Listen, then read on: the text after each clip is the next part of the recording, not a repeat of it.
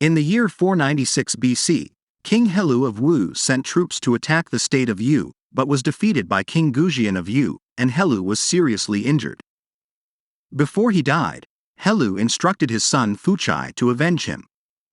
Fuchai remembered his father's words and trained his army day and night to prepare for an attack on the state of Yu. 2 years later, Fuchai led his army to defeat Gujian and surrounded him. Gujian had no way out and was ready to commit suicide, but his counselor Wen Zhang persuaded him to send someone to bribe the Wu minister Bo Pai. Gujian followed Wen Zhang's advice and sent him to bribe Bo Pai with treasures, and Bo Pai agreed to meet with Wen Zhang and King Helu. Wen Zhang met with King Helu and presented the treasures, saying, "King Gujian is willing to surrender and serve you as his subject. Please forgive him." Bo Pai also spoke up for Wen Zhang. However, Wu Zixu stood up and strongly objected, saying, "It is said that, to cure a disease, one must eliminate the root. Gujian is a deep thinker, and Wen Zhang and Fan Li are shrewd and capable. If you let them go this time, they will find a way to take revenge." At that time, Fuchai thought that the state of Yu was no longer a threat, so he did not listen to Wu Zixu's advice, agreed to Yu's surrender, and withdrew his army from Yu. After the Wu army withdrew, Gujian brought his wife and counselor Fan Li to serve King Helu in Wu, tending the cattle and sheep, and finally won King Helu's favor and trust. 3 years later, they were released and returned to their country. Gujian returned to his country and vowed to work hard for revenge. He was afraid that he would lose his desire for revenge if he indulged in a comfortable life, so he slept on a pile of straw with his weapon and hung a bitter gall in his room, which he tasted every morning after waking up. The soldiers outside his door asked him, "Have you forgotten the shame of 3 years ago?" He entrusted Wen Zhang with the management of the country's affairs and Fan Li with military affairs. He personally worked in the fields with the farmers, and his wife spun and weaved. Gujian's actions moved the officials and people of Yu, and after 10 years of hard work, Yu became strong again. However, Fuchai of Wu blindly pursued hegemony without considering the suffering of the people.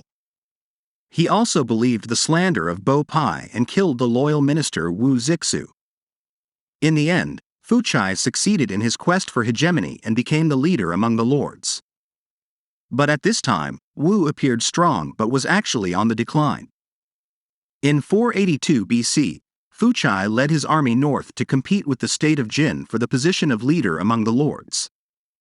Gujian took advantage of Wu's elite troops being away and launched a sudden attack, defeating the Wu army and killing Fuchai's crown prince. Upon hearing this news, Fuchai hastily returned with his army and sent someone to seek peace with Gujian. Gujian estimated that he could not completely destroy Wu, so he agreed to make peace. In 473 BC, Gujian led his army to attack Wu again.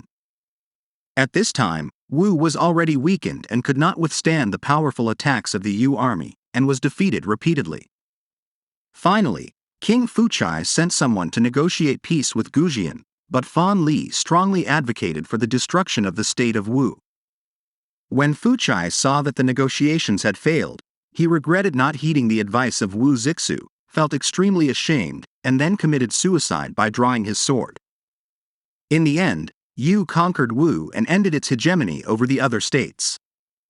This period of Chinese history is known as the Spring and Autumn period, characterized by constant warfare and power struggles between the various states. The story of King Gujian and King Fuchai is one of the most famous stories from this period, demonstrating the importance of strategy, patience, and perseverance in the face of adversity. It also highlights the dangers of arrogance, greed, and short-sightedness, which can lead to downfall and defeat. Today, the story of King Gujian and King Fuchai continues to inspire people to overcome obstacles, stay focused on their goals, and never give up in the face of adversity.